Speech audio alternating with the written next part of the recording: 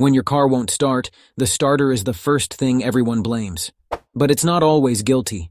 You turn the key or press the start button and nothing. Or maybe you get one sad click. Or it cranks like it's half asleep. A no-start situation feels the same from the driver's seat. But under the hood, there are a few different failures that can cause it. The starter motor is one of the big suspects because it's the part that physically spins the engine fast enough to fire up. When it starts failing, it usually gives you warnings, if you know what to listen for.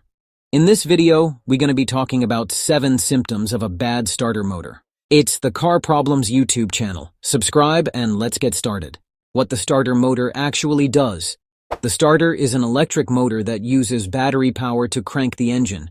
It also has a small gear, often called the pinion, that shoots out and grabs the engine's flywheel or flex plate for a moment.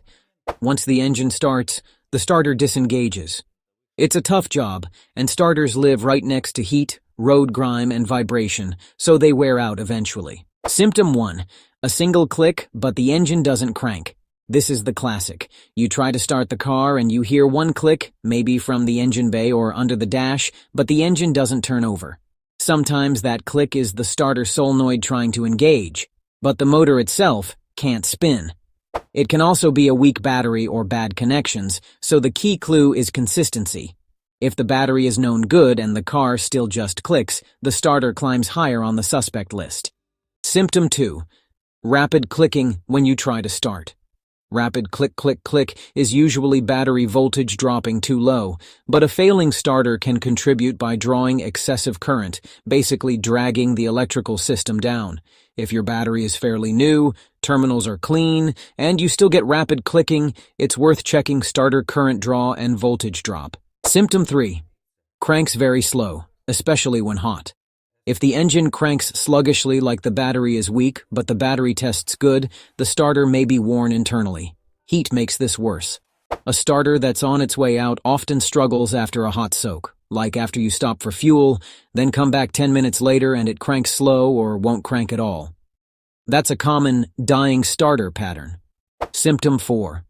Grinding noise during cranking. A grinding sound is a red flag because it often means the starter gear isn't meshing correctly with the flywheel or flex plate. This can happen if the starter is loose, the gear teeth are worn, or the flywheel teeth are damaged. Don't ignore grinding. It can chew up the flywheel teeth, and that's a much bigger job than replacing a starter. Symptom 5. Whirring sound like an electric motor spinning freely. If you hear a high-speed whir but the engine doesn't turn over, the starter motor may be spinning, but the gear isn't engaging the flywheel. That can be a bad solenoid, a worn drive mechanism, Bendix, or internal starter failure. From the driver's seat, it feels like it's trying, but mechanically it's not actually cranking the engine. Symptom 6. Intermittent starting that gets worse over time. One day it starts fine. Next day it takes 2 tries. Next week you're tapping the key like it's a casino slot machine hoping for luck. Intermittent no crank is very common with starters. Worn brushes, a dead spot on the armature, or a sticking solenoid can make the starter work sometimes and fail other times. If it's getting more frequent, it's usually not going to fix itself. Symptom 7. Smoke or a burning electrical smell. This is less common, but when it happens, stop trying to crank it. A starter can overheat if it's failing internally or if it's being cranked too long repeatedly. You can damage cables, the battery, or even create a fire risk in extreme cases.